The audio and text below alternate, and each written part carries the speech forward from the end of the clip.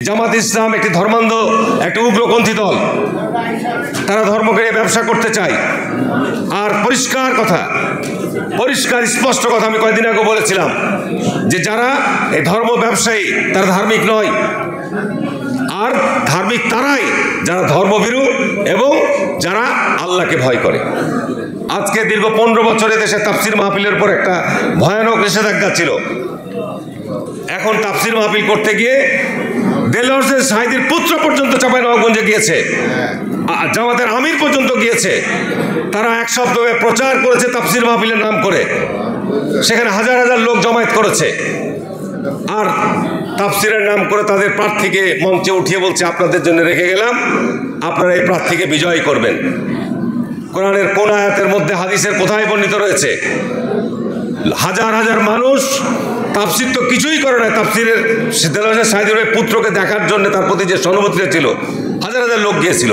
সবাই থুতু নিক্ষেপ করে গালিগালাজ করতে করতে ওখান থেকে বেরিয়ে গেছে। বলছে আমরা তো তাফসির শুনতে এসেছি, কাকে তোমরা ভোটে প্রার্থী দেওয়া তার জন্য তো আমরা এখানে আসি নাই।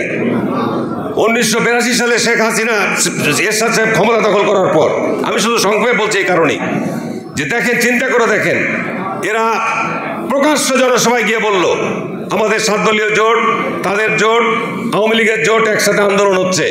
বলছে এই সরকারের অধীনে যারা নির্বাচনে যাবে তারা বেঈমান, জাতীয় বেঈমান।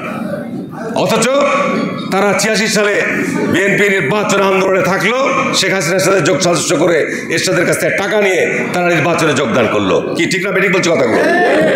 তো কোথায় তাদের কোরআনের আইন, 7 লোকের শাসন?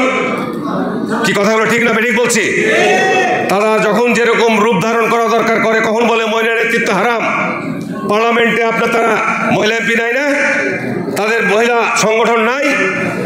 তারা একদিকে বলবে যে মহিলা নেতৃত্ব হারাম, আর মহিলাদেরকে নিয়ে তারা উঠান বৈঠক করবে, মহিলাদেরকে নিয়ে ওয়াজ মাহফিল করবে, সমাবেশ করবে। এগুলো তারা তাদের কর্মের সাথে, তাদের ঘোষণার সাথে কি মিল রয়েছে? আমি ব্যর্থহীন করতে বলতে চাই যে জামাত ইসলাম একটি ধর্মান্ধ একটি উগ্রপন্থী দল। তারা ধর্মকে ব্যবসা করতে চায়।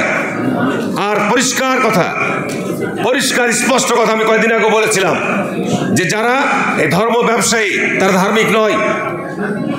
আর ধার্মিক তারাই যারা ধর্মভীরু এবং যারা আল্লাহকে ভয় করে।